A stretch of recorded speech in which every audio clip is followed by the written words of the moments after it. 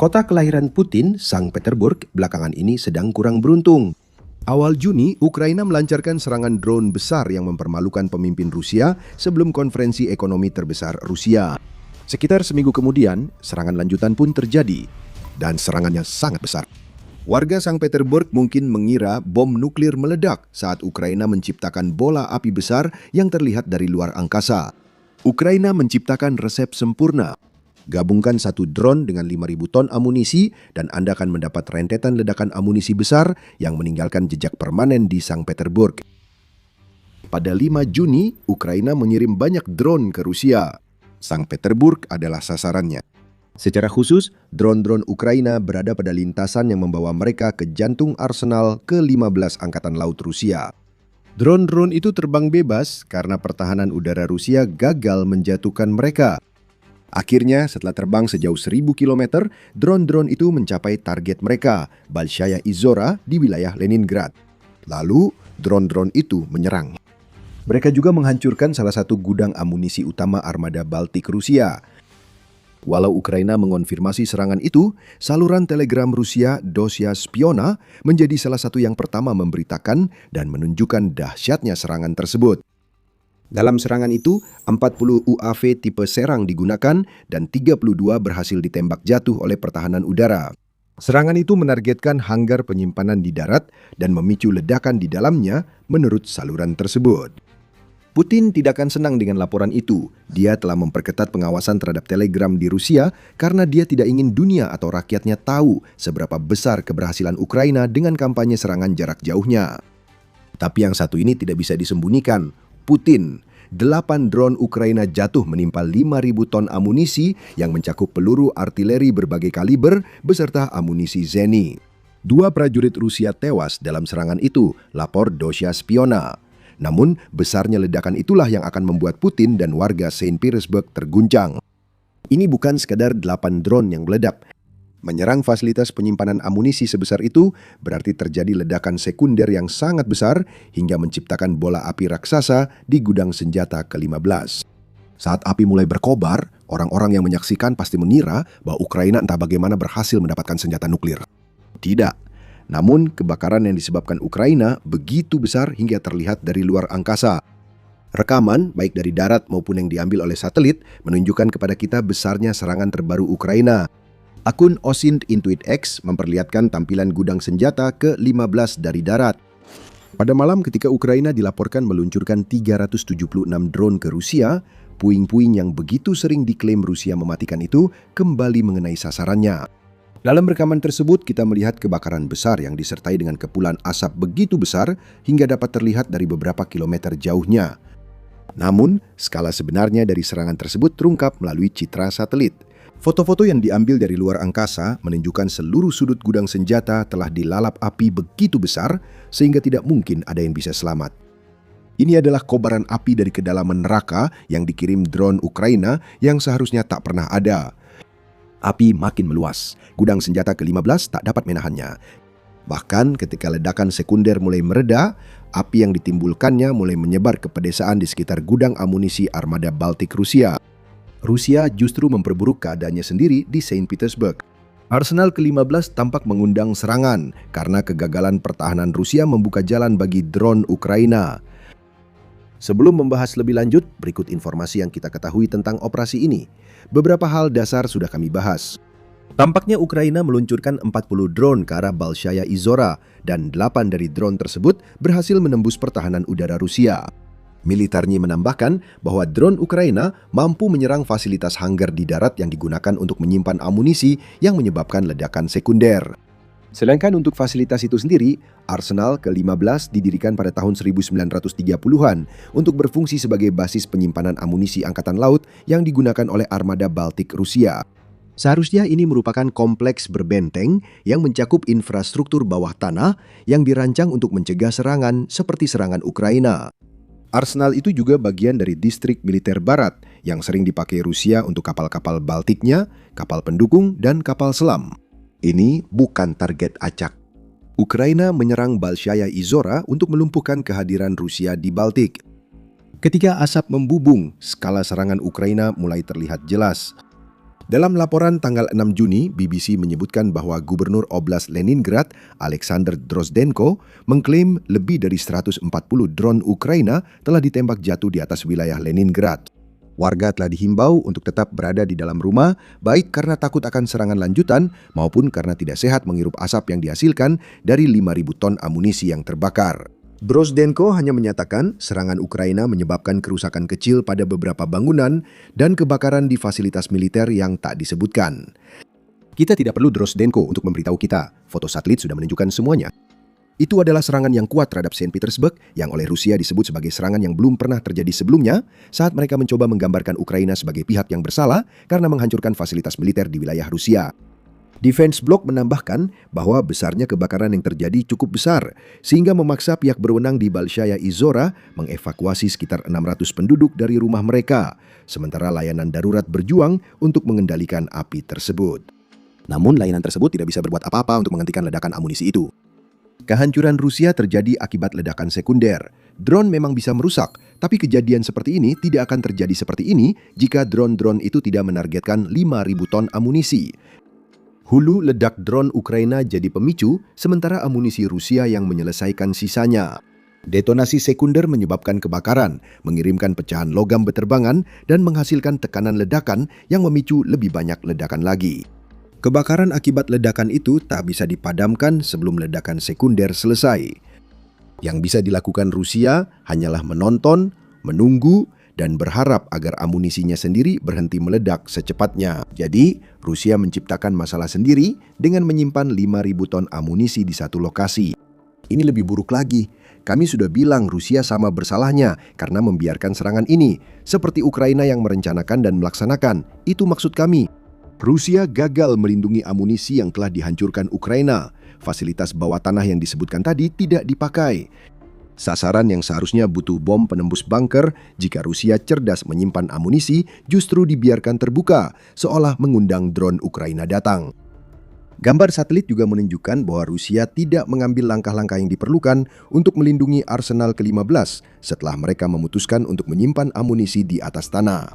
Tidak ada tanggul pelindung tanah di sekitar bangunan gudang senjata. Tanggul ini mungkin dapat menghentikan drone Ukraina.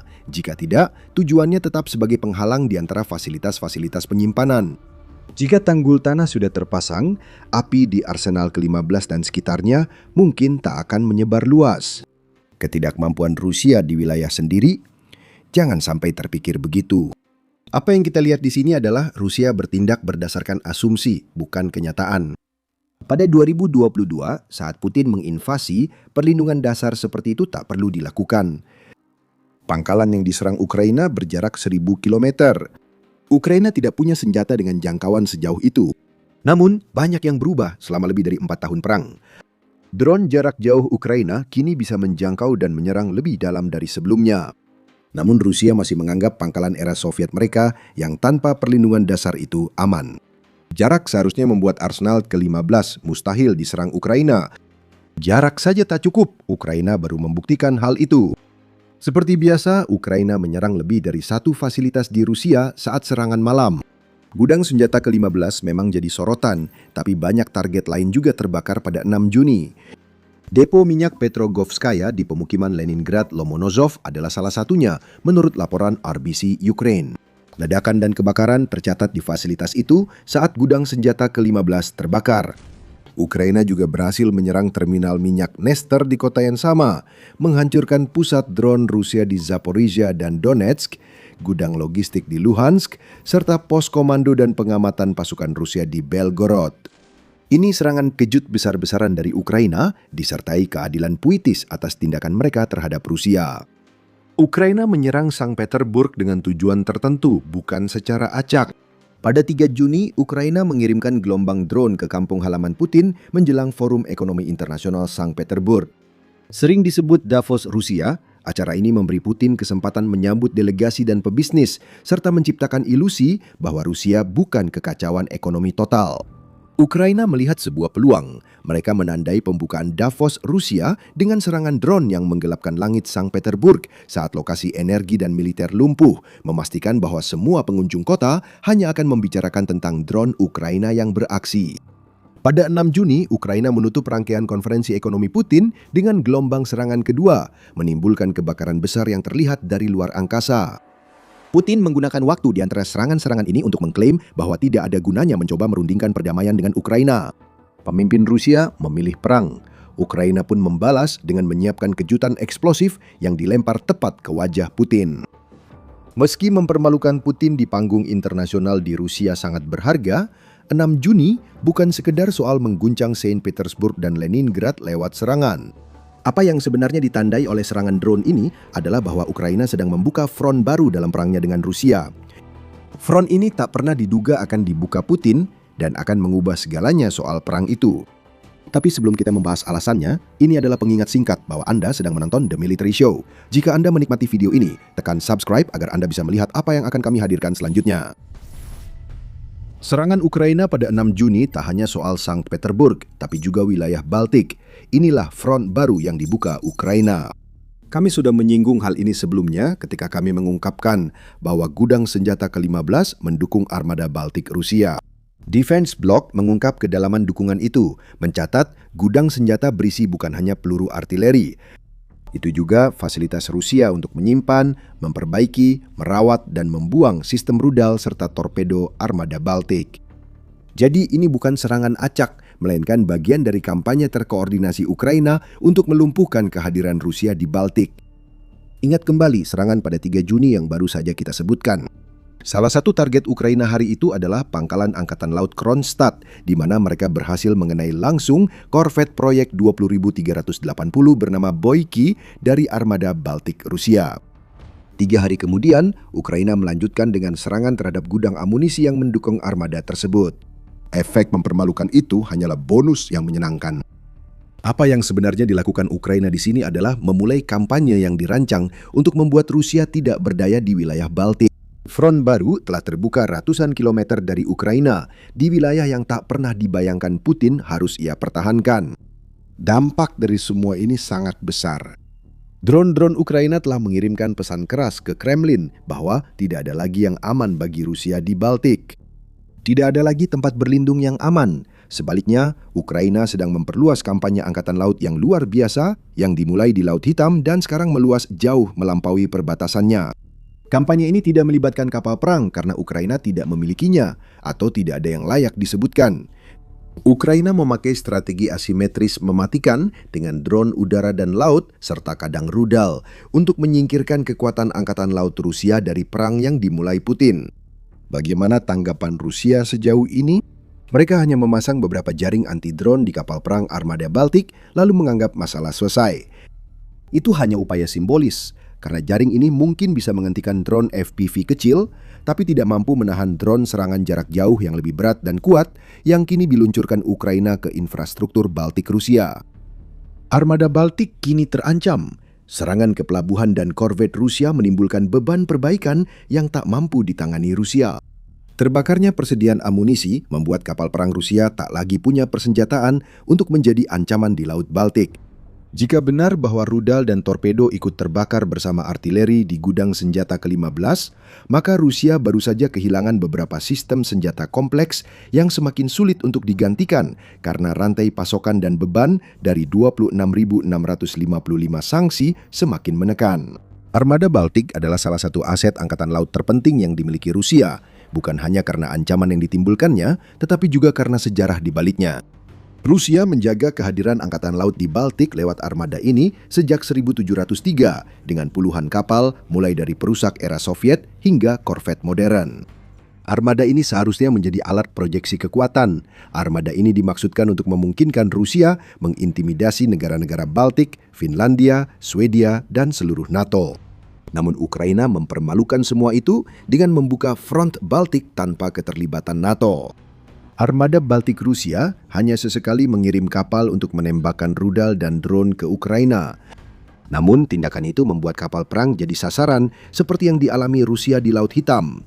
Ukraina belum mengumumkan tujuannya, tapi tampaknya ingin menghapus pengaruh Rusia dari kawasan Baltik. Kebakaran besar yang terlihat dari luar angkasa menunjukkan niat yang sangat kuat.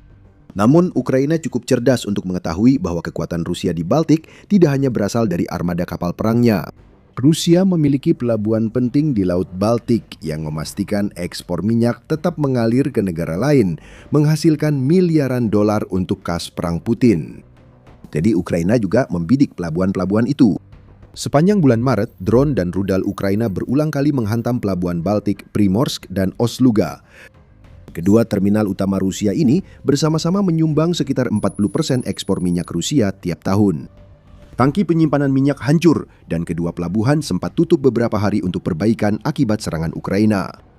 Pada bulan Maret, tampaknya Ukraina menyerang pelabuhan Baltik Rusia untuk mencegah Putin memanfaatkan lonjakan besar harga minyak yang terjadi akibat operasi Epic Fury dan penutupan Selat Hormuz di kawasan Teluk. Sekarang serangan-serangan ini tampak sebagai awal kampanye lebih luas yang akan menyerang semua aset Rusia di Baltik. Baltik kini menjadi ajang bebas bagi drone Ukraina. Rentetan ledakan amunisi di gudang senjata ke-15 diduga menjadi yang terbaru dalam rangkaian panjang serangan jauh ke dalam wilayah Rusia yang membawa perang yang dimulai Putin ke kampung halamannya. Semakin jelas bagi Putin, Rusia tidak bisa lagi menghadapi serangan jarak jauh Ukraina. Drone yang terbang 1000 km dan tepat sasaran seharusnya tak pernah terjadi. Faktanya demikian, ini hasil Ukraina menginvestasikan waktu, energi, dan uang untuk mengembangkan senjata yang dibutuhkan agar Rusia merasakan akibat perang yang dimulai Putin. Strategi serangan jarak jauh Ukraina berkembang. Serangan yang dulunya terisolasi, kini telah menjadi kampanye berkelanjutan di mana Ukraina menggempur seluruh kota berulang kali selama berbulan-bulan. Hal ini terjadi di Saint Petersburg dan wilayah Leningrad. Dalam beberapa bulan terakhir, Ukraina telah menimbulkan luka besar di kilang minyak, pelabuhan, dan gudang amunisi. Tujuan utama Ukraina adalah melemahkan ekonomi Rusia sambil melumpuhkan mesin perang Putin dari dalam. Cara ini berhasil. Serangan musim semi Rusia gagal, membuat Putin kehilangan lebih dari 30.000 pasukan per bulan dengan sedikit keuntungan wilayah. Itu bukan kebetulan. Itu adalah hasil langsung dari jenis serangan yang kita lihat pada tanggal 6 Juni. Dan ada dua hal yang membuat situasi yang sudah buruk ini berubah menjadi mimpi buruk bagi Putin. Rusia tak mampu menghentikan aksi Ukraina dan masih akan ada lagi. Ukuran besar Rusia yang selama ini jadi kekuatannya justru menjadi kelemahan terbesarnya. Hamparan daratan raksasa yang telah menghentikan begitu banyak pasukan darat di masa lalu, kini tidak bisa berbuat apa-apa untuk mencegah drone dan rudal Ukraina menemukan target mereka. Sebaliknya, pertahanan udara Rusia makin kewalahan dan gagal menghentikan Ukraina. Sekali lagi, kita melihat hal itu pada 6 Juni 8, dari 40 drone sudah lebih dari cukup untuk menghancurkan arsenal ke-15 Rusia. Meski pertahanan udara Rusia berhasil mengenai sasaran, itu belum cukup menghentikan kawanan drone yang masuk ke wilayahnya. Serangan presisi telah menggantikan invasi darat. Rusia tidak punya jawaban. Kita mendapat petunjuk tentang masa depan dari Presiden Ukraina Volodymyr Zelensky. Pertengahan Mei, Zelensky menyatakan telah menyetujui seluruh rencana serangan jarak jauh Ukraina ke Rusia pada Juni. Tak ada kebetulan, semua sudah dipikirkan dan dipersiapkan dengan sangat matang. Itulah mengapa serangan Ukraina berhasil dan juga alasan Putin ketakutan saat bersembunyi di bunker tiap malam. Ukraina menghancurkan beberapa aset angkatan laut penting Sankt Petersburg dalam kurang dari seminggu. Ada 1 bulan penuh serangan jarak jauh yang sudah direncanakan dan Rusia tidak bisa melakukan apa-apa selain menebak apa yang akan diserang Ukraina selanjutnya. Posisi Rusia di Baltik terancam dan seakan keadaan tak bisa lebih buruk bagi Putin, kini bukan hanya Ukraina yang perlu ia khawatirkan. NATO meningkatkan kehadirannya di Baltik untuk menghadapi Rusia. Perbatasan timur diubah menjadi zona maut yang diperkuat bagi pasukan darat Rusia dan ini baru awalnya. NATO kini menerapkan struktur komando baru karena lebih serius menangani sayap timurnya. Tonton video kami untuk info lebih lanjut. Jika suka, tekan subscribe agar tidak ketinggalan unggahan The Military Show berikutnya. Terima kasih telah menonton.